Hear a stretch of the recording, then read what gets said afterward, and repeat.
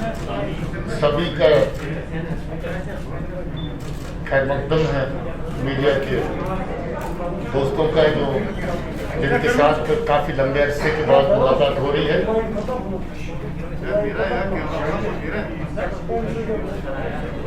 आप जानते हैं कि कोविड का दौर है और इसके चलते स्पेस कम होते आप लोगों को ज़्यादा लोगों को इसमें जमा होना पड़ा है, इसलिए मैं गुजारिश करूंगा कि अपनी मास्क सभी पहन के रखें और जितना मुमकिन है अपना सोशल डिस्टेंस बना के रखें। मैं ऐसे ऑपरेशन का जिक्र कर रहा हूं जिसका पिछले रात के एनकाउंटर से ताल्लुक है और बहुत इम्पोर्टेंट ऑपरेशन है पुलिस और सिक्योरिटी फोर्सेस के लिए। ये ऑपरेशन पिछली रात सोपुर में पुलिस, आर्मी और सीआरपीएफ द्वारा मिलकर के किया गया और हमारे फील्ड कमांडर्स ने इस ऑपरेशन को पूरी रात सुपरवाइज किया और सीनियर लेवल पे मेरे भाईजान जीओसी साहब और आईजी साहब पल पल इस ऑपरेशन को मॉनिटर करते रहे। बहुत नीट एंड क्लीन साफ सुथरा ऑपरेशन हुआ जिसमें 3 बहुत ही खूंखार टेररिस्ट कमांडर मारे गए और ये तीनों के तीनों अपने आप में कमांडर थे क्योंकि बड़े लंबे अरसे से बहुत तरह के टेरर क्राइम को ये अंजाम दे रहे थे।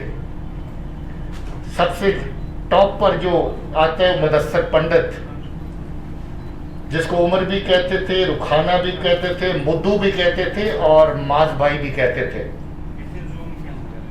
ये जून 19 से एलईटी कमांडर इस एरिया का है। 18 एफआईआर उसके खिलाफ है और बहुत सारी किलिंग्स उसने करी जिसमें 4 civilian, 9 SF killings, 2 x militants जो कभी मिलिटेंसी के साथ लोग वाबस्ता रहे उनकी किलिंग, 3 सरपंच और हुर्रियत और सेपरेटिस्ट कार्डर्स के 2 लोग और इसके अलावा अलग अलग तरह की एक्टिविटीज़ जो लोगों को थ्रेटन करना और लोगों को पॉलिटिकल प्रोसेस और बाकी गवर्नमेंट एक्टिविटीज से दूर रखने की कार्रवाइयाँ शामिल हैं। इसका बहुत पुराना साथी जो पाकिस्तान का टेररिस्ट अब्दुल्ला, जिसको असरार भी कहते हैं, वो भी इसका लंबे अरसे से साथ निभाता रहा। पहले मुदस्सर से पहले जो मुदस्सर का कमांडर उसके साथ चलता रहा और उसके बाद मुदस्सर के साथ चलने लगा और लगभग सारी की सारी आतंकी कार्रवाइयाँ, दहशतगर्दी की कार्रवाइयाँ जो मुदस्सर पंडित ने करी उसमें उसका साथ दिया। उसके अलावा तीसरा कमांडर जो है खुर्शीद अहमद मीर है, ये बुराट कलां सोपुर का ही रहने वाला है और ये भी कोई मई 20 से लश्कर तौबा टेररिस्ट आउटफिट के साथ मुदस्सर के ग्रुप के साथ काम कर रहा है और इसके सर पे भी 6 FIR, 7 killing, 2 grenade attack, 7 SF की किलिंग और 2 ग्रेनेड अटैक और 5 सिविलियंस की किलिंग्स हैं। ये भी लगभग बहुत सारी टेररिस्ट एक्टिविटीज़ जो मुदस्सर पंडित ने करी उसमें उसके साथ रहा। आपको याद होगा हाल ही में 12 जून को मार्केट के अंदर अटैक हुआ था जिसमें हमारे पुलिस के 2 जवान शहीद हुए थे और 2 सिविलियन भी अपनी जान गंवा गए थे इन्हीं दहशतगर्दों की फायरिंग से। ये तीनों के तीनों उस दहशतगर्दी कार्रवाई में भी इन्वॉल्व थे। उससे पहले इन्होंने म्यूनिसिपल बिल्डिंग जो है उसके ऊपर अटैक किया था मार्च के महीने में 29 मार्च को और उस इंसिडेंट में भी हमारे 2 म्यूनिसिपल काउंसलर और उसके साथ एक पुलिस के साथी हमारे शहीद हुए थे। मुदस्सर पंडित ने बहुत अर्सा पहले जब एब्रोगेशन के बाद इमीडिएटली दहशतगर्दों ने लोगों की आवाज़ को दबाना शुरू किया, लोगों के मूवमेंट को दबाना शुरू किया। उस वक्त एक फ्रूट मर्चेंट के घर पे जाके अटैक किया था जिसमें 3 साल की बच्ची भी जख्मी हुई थी। उस दहशतगर्दी की कार्रवाई में भी ये शामिल था। रात के ऑपरेशन की जो ज़्यादा डिटेल है आपको मैं चाहूँगा कि आईजी साहब और जीओसी साहब दें, और उसके अलावा आपके जो सवालात होंगे ओवरऑल सिचुएशन के बारे में, you are welcome to ask those questions from me. Thank you so much. को न्यूट्रलाइज किया गया, उनका जिक्र डीजीपी साहब ने किया है। ये एक operation specific int based operation था, बहुत ही चैलेंजिंग ऑपरेशन था, लेकिन जिस सर्जिकल तरीके से सिक्योरिटी फोर्सेस ने ज्वाइंटली इसको अंजाम दिया वो काबिल तारीफ है, और जो इसमें इन्वॉल्व थे मैं उन सबको कॉम्प्लीमेंट करना चाहूँगा। कल रात मौसम बहुत ख़राब था, एक बिल्टअप एरिया था, और इस बिल्टअप एरिया में जो ऑपरेशन है उनका बहुत चैलेंज होता है, क्योंकि कोलेटरल डैमेज होने के चांसेस बहुत होते हैं। उस घर के अंदर जो लोकल सिविलियंस वहाँ रह रहे हैं उसमें मेल मेंबर्स हैं, लेडीज़ हैं, बच्चे हैं, और इस ऑपरेशन की एक खास बात है कि इसको अंजाम करते हुए किसी भी प्रकार का कोई भी कोलेटरल डैमेज नहीं हुआ।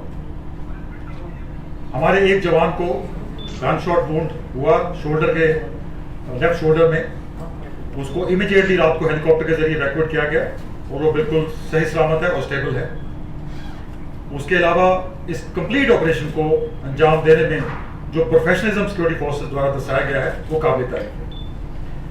दूसरी बात, अगर आप इस ग्रुप के बारे में जो डीजी साहब ने बताया है, ये लगातार इन कार्रवाइयों को अंजाम दे रहा था, और जो ग्रुपिंग हमने देखी है उसमें लोकल टेररिस्ट के साथ हार्डकोर पाकिस्तानी टेररिस्ट इनके साथ होते हैं।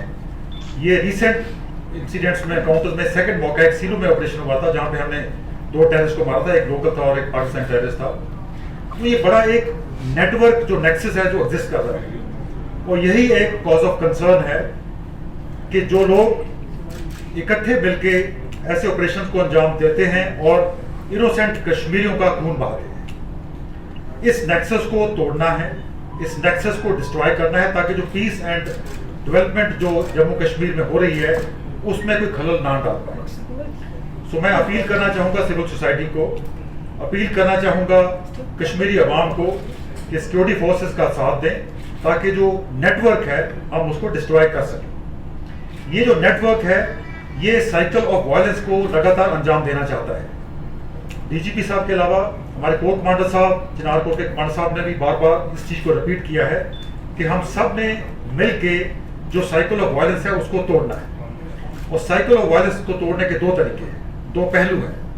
एक, इस नेटवर्क को सपोर्ट देना बंद करना होगा ताकि इनोसेंट कश्मीरियों की जान ना जाए, और नंबर 2, जो इनको सपोर्ट करते हैं, जो आलिशान घरों में रहते हैं, जिनका इसमें सिर्फ पर्सनल इंटरेस्ट नहीं है, लोगों के बच्चों को एक्टिवेट करके उनको टेररिस्ट बनाते हैं। इस चीज़ को समझना बहुत ज़रूरी है। बड़ा दुख लगता है जब हम यंग लड़के जो घरों से चले जाकर तंजीम ज्वाइन करते हैं, जब उनके बूढ़े माँ बाप रो के उनको वापसी की अपील की दुहाई देते हैं तो बड़ा बुरा लगता है। तो देयरफॉर जो सिस्टम एग्जिस्ट करता है उसको तोड़ना, नए लड़कों को रिक्रूट बनने से, तंजीम ज्वाइन करने से रोकना, ये 2 पहलू हैं जो अपने इस साइकिल ऑफ वायलेंस को बिल्कुल जड़ से उखाड़ने में मदद करें। और जो ज्वाइनमेंटशिप हमारी ऑल लेवल्स पे है, बेशक वो एसओजी के साथ है या सीआरपीएफ के साथ है, ग्राउंड कमांडर्स जो हैं, आई थिंक जितने भी ऐसी कार्रवाइयाँ को अंजाम देने में कोई लोग सफल हुए थे, उन सबको हम इंट बेस्ड सर्जिकल ऑपरेशन द्वारा जल्द ही जल्द उनको खत्म करने में कामयाब होंगे। और लास्ट में अपील करना चाहता हूँ कि लोकल जो टेररिस्ट हैं, जो लड़के लोगों ने गन उठाई है, पहले भी वो कमांडर साहब, डीजी साहब अपील कर चुके हैं कि उनको नेशनल मेन स्ट्रीम में लाने में हम उनकी मदद करेंगे। मैं भी फिर एक बार दोहराना चाहता हूँ कि वो गन कल्चर को त्यागें, नेशनल मेन स्ट्रीम को ज्वाइन करें, और अगर वो ऐसा नहीं करते तो मैं आश्वासन देता हूँ कि उनका भी अंजाम वही होगा जो कल इन 3 टेररिस्ट का होगा। Thank you. पिछले 3 महीना के अंदर में 2 मेजर अटैक हुआ। उस अटैक में हमारे पुलिस के 3 शहीद हो गए और 4 सिविलियन, जिसमें 2 कांस्टेबल शहीद हो गए। उसके बाद एसपी ने एक पोस्टर जारी किया था, आप लोग देखे होंगे पोस्टर, पूरा डिटेल दिया मिलिटेंट को, रिवार्ड शो किया गया। आवाम की तरफ से बहुत सपोर्ट आया, बहुत खबर आते रहा उनके मूवमेंट के बाद में। ठीक है कि पुलिस ने उसको पिन पॉइंट किया, लेकिन इसमें लोगों का बहुत सहयोग मिला। मैं आवाम को शुक्रिया अदा करता हूं कि आपने पुलिस को सपोर्ट किया ऐसे कातिल को मरवाने में। दूसरी बात है, इसका एस्पेक्ट ये भी है कि ये मिलिटेंट किस घर में था, ये सोचने वाली बात है। इसलिए मैं बार बार कहता हूँ कि जो मिलिटेंट फैमिली मेंबर जो है अपने आप को सुधार ले। नसीर उद्दीन जो मिलिटेंट था, जो हंडवारा में लास्ट में मारा गया था, जो बहुत सारे सीआरपी को 6 सीआरपी वाले पर अटैक किया, जिसमें हमारे सीआरपी के 6 जवान शहीद हुए थे, इन्वॉल्व था नसीर लोन, उसके घर में था मिलिटेंट। तो मैं मिलिटेंट के फैमिली मेंबर से ये आग्रह करता हूँ कि अपने घर में मिलिटेंट को पनाह नहीं दे। फिर आप बोलते हैं कि पुलिस उनको जाती करती है, पकड़ती, पूछताछ करती है। ये एविडेंस, कल का एविडेंस है, इनकाउंटर उनके घर में हुआ, मिलिटेंट छिपा हुआ था। तीसरा एस्पेक्ट जो यूथ को खराब कर रहा है वो है नार्को ट्रेडिंग का। आप देखते हैं कि सोपुर जो है हब है, नार्को बहुत वहाँ सब्सटेंस मिलता है पूरा। एसएसपी बारामूला ने बहुत सारे मॉड्यूल को बस्ट किया है, कुपवाड़ा भी हुआ, 2 मेजर नार्को टेरर मॉड्यूल को बस्ट किया गया है। मैं यूथ से अपील करता हूँ कि नार्कोटिक्स से दूर हटे, और उनके पेरेंट्स से भी अपील करना चाहता हूँ कि अपने बच्चों पर पेरेंटल कंट्रोल रखिए। बच्चे क्या करता है नहीं करता ये आपकी जिम्मेदारी है, ये पुलिस लॉ इन्फोर्समेंट एजेंसी की काम नहीं है। हमारा काम तब होता है जब आप क्राइम करते हैं, जब आपके बच्चा क्राइम करता है तब मेरा ड्यूटी होता है। लेकिन उससे पहले क्या हो रहा है, इसके लिए पेरेंट्स जिम्मेदार है, सोसाइटी जिम्मेदार है, नेबर्स जिम्मेदार है। आप मीडिया फ्रेंड्स का भी ये ड्यूटी बनता है कि ये आवाम को, खासकर यूथ को एजुकेट करे, ये बात फैलाए कि नार्को टेररिज्म नहीं पड़े, टेररिज्म को छोड़े। क्योंकि देखिए ना, अगर इंसिडेंट होता है, ग्रेनेड थ्रो होता है, जैसे सोपुर का था, हमारे 2 सिविलियन ही मारे गए पुलिस पर अटैक हुआ। तो ये जो हम लोग सिलसिला शुरू किए हैं कि आवाम से मांगते हैं, हेल्प मांगते हैं, पोस्टर डाल के, इसमें बात को आप लोग फैलाएं, ये आवाम को आप लोग अपील करें। ऐसे जो कल्पिट्स हैं, जो सोसाइटी में डिस्टर्बेंस करना चाहते हैं, ऐसा नहीं कि सिर्फ पुलिस सिक्योरिटी फोर्स वाले शहीद होते हैं, सिविलियन भी जा रहे हैं, इसमें उनका भी लॉस हो रहा है। आप में से कोई खुदा न करता है हो, कहीं ग्रेनेड हो जाए, आप में से कोई कुछ हो सकता है। ये सबके लिए चैलेंजिंग है। तो आप सब मिलके काम करें और सोसाइटी में एक ऐसा फीलिंग डालें कि जो टेररिज्म जो है ये पूरे सोसाइटी के लिए ये हार्मफुल है, सिर्फ सिक्योरिटी फोर्स पुलिस के लिए नहीं है। ये लड़ाई सोसाइटी वर्सेस टेररिस्ट का होना चाहिए।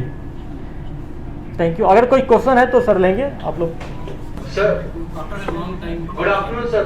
अभी तक इस साल के अंदर 2 इनकाउंटर में 2 फॉरेन टेररिस्ट मारे गए हैं, और इंसिडेंटली दोनों ही सोपुर के इनकाउंटर्स में मारे गए हैं।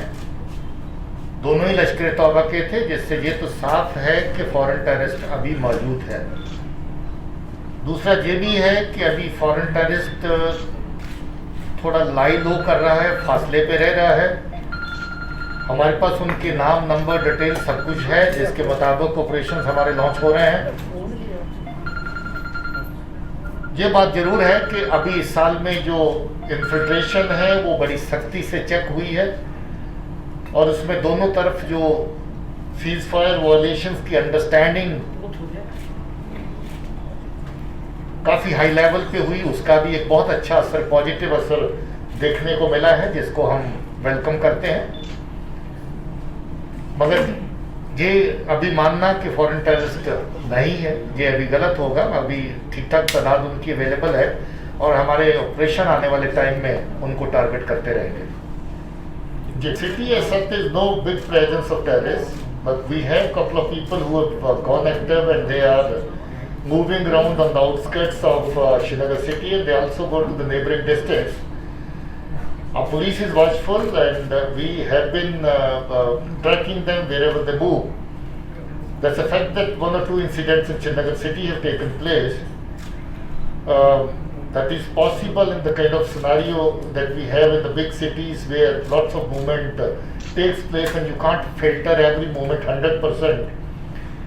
But our int is quite strong, and I'm sure, and I assure you, that in the near future, very soon, we're going to get some more good operations around Srinagar city. के लिहाज से हम लोग अपनी जो basic operator security का we have put it in place. We are prepared, and rest I think Shrine Board is the right authority to make any comment on that.